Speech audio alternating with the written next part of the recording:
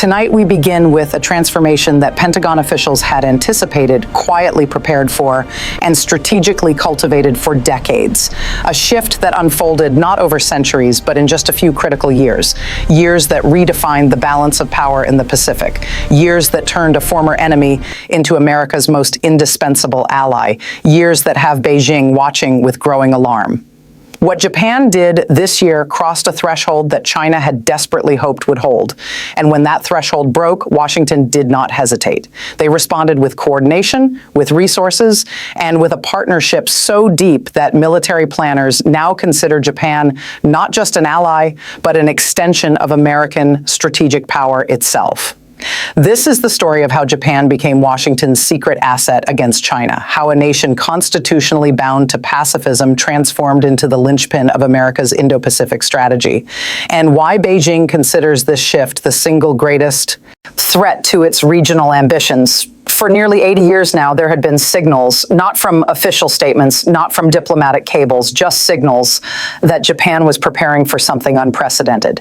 Japan has been cautious, yes, but they have been deliberate in their caution. Their moves have followed a certain pattern, a rhythm, almost a choreography, designed to avoid triggering alarm in Beijing or controversy at home. But what set off alarm bells in Washington and in allied capitals this decade was that the pattern accelerated. Defense analysts who monitor Japan's self-defense forces know the indicators. The gradual increases in defense budgets, the subtle reinterpretations of constitutional restrictions, the joint exercises that grew more complex each year, the sudden acquisition of weapon systems previously considered taboo, all of that accelerated dramatically. And whenever Japan accelerates, it means something fundamental has changed in Tokyo's calculations. For decades, Japan operated under Article 9 of its constitution, a provision imposed after World War II that renounced war and prohibited maintaining war potential. This made Japan, on paper, one of the most pacifist nations on earth. But paper and reality are different things. Japan's self-defense forces, despite the name, grew into one of the most sophisticated military organizations in the world. They possessed advanced destroyers, submarine fleets, and fighter aircraft that rivaled many NATO members. Yet they were constrained politically, legally, and psychologically from projecting power beyond their borders. That constraint is now dissolving, and the reason is a single word: China. Early in 2022, Japan's government released what defense analysts described as a revolutionary national security strategy, including language on counterstrike capabilities that had not been formally adopted in the entire post-war era. These are the kinds of doctrinal shifts that nations only announce when they are signaling something very specific: deterrence, preparation for conflict, or a fundamental realignment of strategic posture. Observers didn't know which category this fell into, or whether it fell into all three at once. But what they did know was that Japan was changing its approach to defense.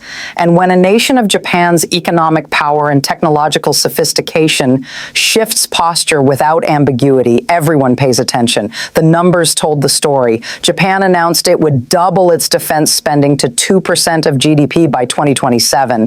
That would make Japan the world's third largest military spender, behind only the United States and China.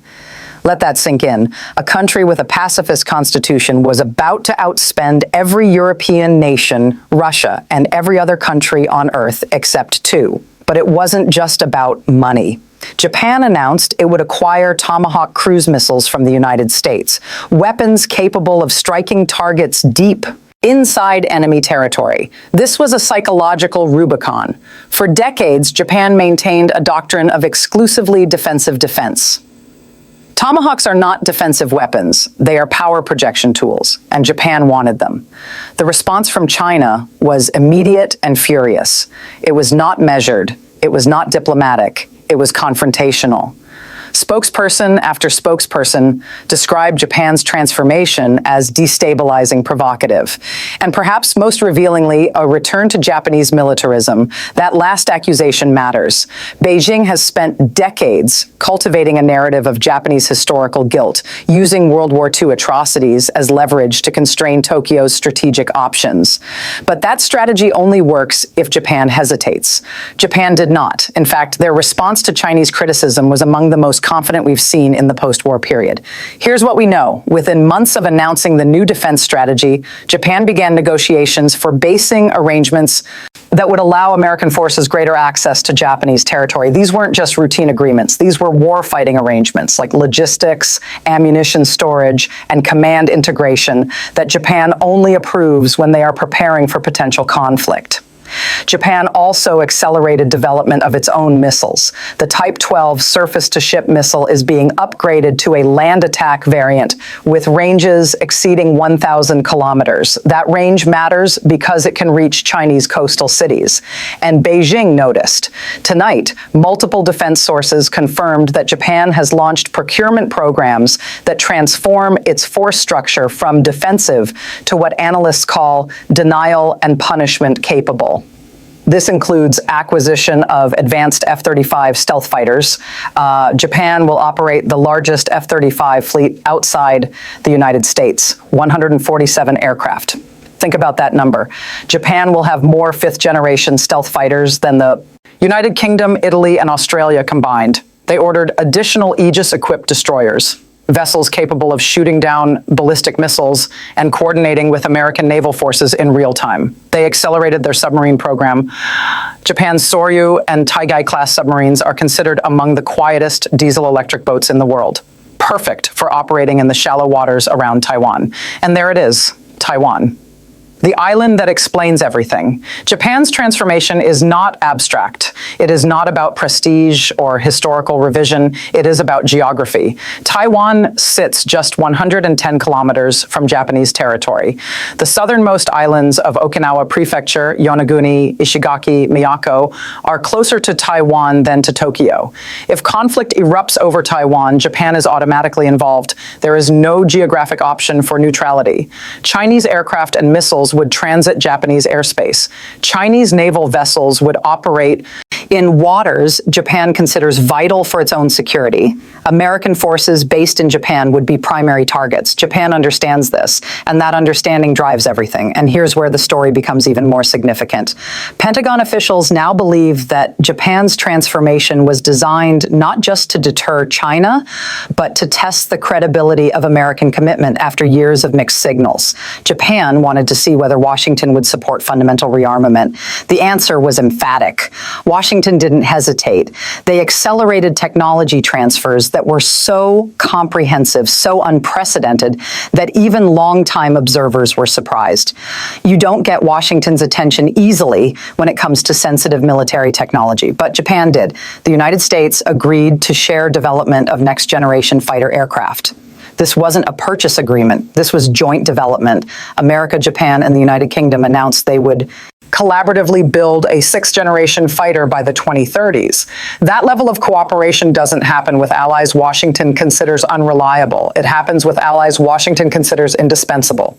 Defense analysts speaking with major outlets under anonymity describe Japan's new status as cornerstone plus, a term indicating Japan has moved beyond being a regional ally to being a global strategic partner. But Japan proved something else as well.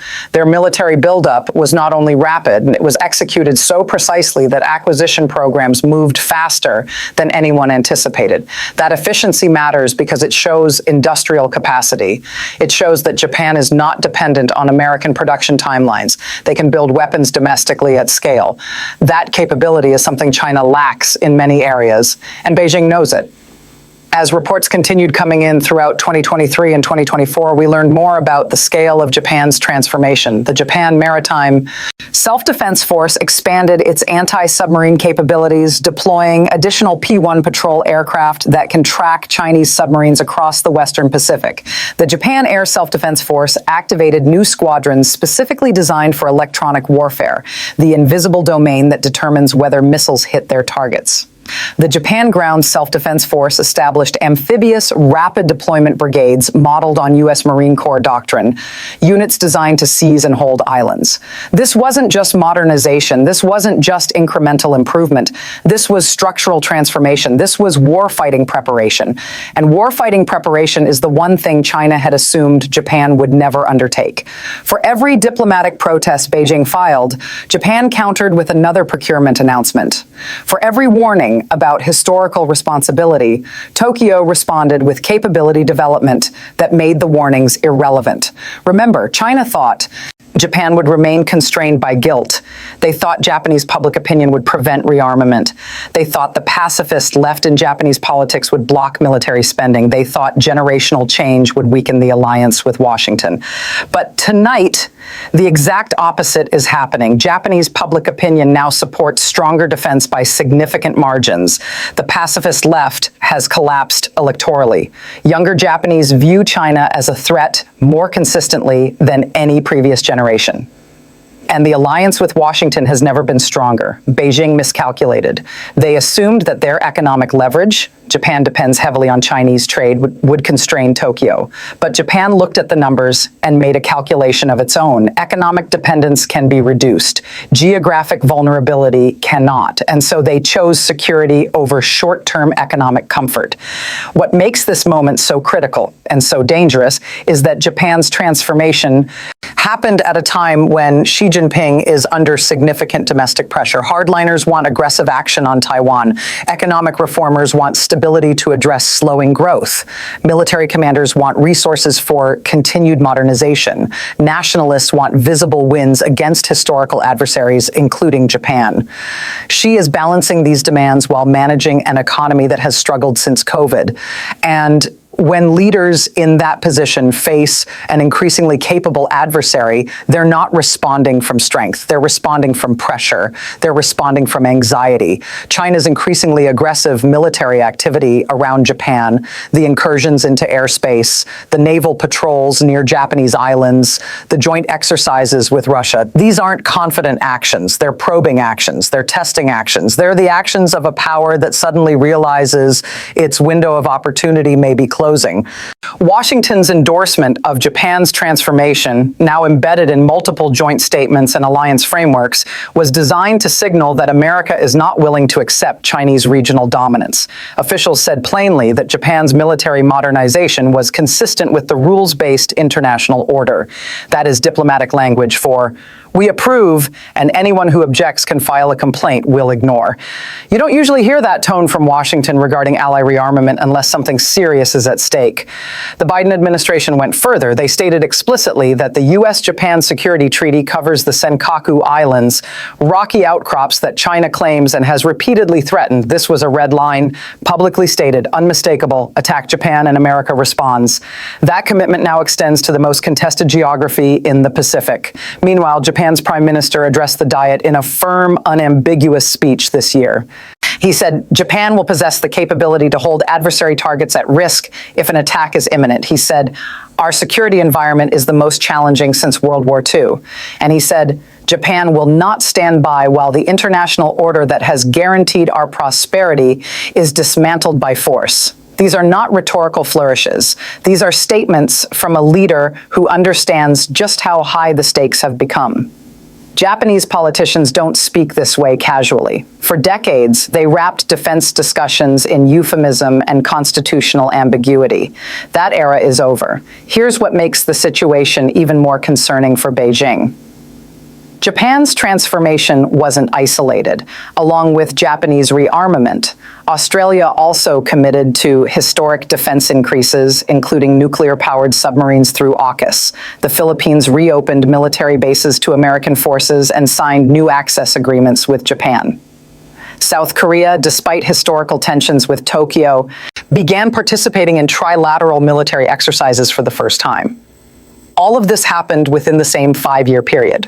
When an alliance system moves multiple pieces at once, it means something larger is underway. China is not facing a single adversary. It's facing a coalition that is hardening by the month. And at the center of that coalition, enabling the logistics, providing the geography, and delivering genuine military capability is Japan. Strategists are now considering several possibilities. One is that China is preparing to accelerate its Taiwan timeline before allied capabilities mature. Another is that China is attempting to wedge the alliance through economic pressure and diplomatic isolation of individual members. A third possibility, the one worrying officials the most, is that China is attempting to provoke an incident that justifies military action while the situation remains fluid. But today, Japan took that card off the table. They didn't wait for America to deploy. They didn't wait for a crisis to develop capabilities. They didn't wait for allied consensus. They built independent capacity to defend themselves and contribute to regional deterrence. That changes Beijing's calculations fundamentally. What we're watching now is a test of resolve. China wants to see whether Japan's new posture survives political change and economic pressure. Japan wants to show that its transformation is irreversible regardless of who governs. Washington wants to prevent miscalculation that could trigger conflict. And the region wants to prevent a war that would devastate economies and kill millions. The balance is fragile. But Japan's contribution makes it more stable, not less. Deterrence works when the cost of aggression exceeds the benefit. And Japan just raised the cost dramatically. Tonight, we've heard from defense officials who are now monitoring Chinese military activity with increasing concern. They say China has increased reconnaissance flights near Japanese territory. They say Chinese naval vessels have patrolled closer to Japanese islands than in previous years. And they say Beijing's decision to accelerate military exercises is likely part of a pressure campaign intended to intimidate Tokyo into reversing course. But Japan is not backing down. In fact, Japan is accelerating. Their response today, firm, resourced, and strategically coherent, sent a message to China that intimidation will not work. And it sent a message to Washington that Japan is prepared to share the burden of Pacific security. This is what American strategists have wanted for decades. An ally capable of fighting, not just hosting bases. An ally with industrial capacity, not just diplomatic support. An ally that views American security and its own security as inseparable. Japan is now that ally. As the decade progresses, we expect more details to emerge about exactly what Japan and America are building together. But what we do know is that Japan's transformation was timely. It filled gaps in American force posture that would have taken years to address unilaterally. It complicated Chinese planning in ways that pure American presence could not achieve. And it demonstrated to the region that middle powers have agency, that they are not simply objects of great power competition, but active shapers of outcomes. What happens next will depend on what China does in the next few years. If they moderate, this moment will be remembered as successful deterrence. If they escalate, Japan and America have already shown they are prepared. They have shown they are coordinated. They have shown they are ready to respond. And tonight, for the first time since 1945, Japan appears to be genuinely rearming. Beijing is watching closely. Too closely. And when Beijing watches this closely, it means they are recalculating. It means they are revising assumptions that had held for decades. It means they are confronting a reality they never anticipated. Because tonight, China learned something they had forgotten. Japan is not weak. Japan is not passive, and Japan is not alone. This story is far from over. But tonight, one thing is clear. Washington's secret asset is no longer secret. Japan has announced its return to strategic relevance, and the Pacific will never be the same. We will be here watching every detail as the next phase unfolds.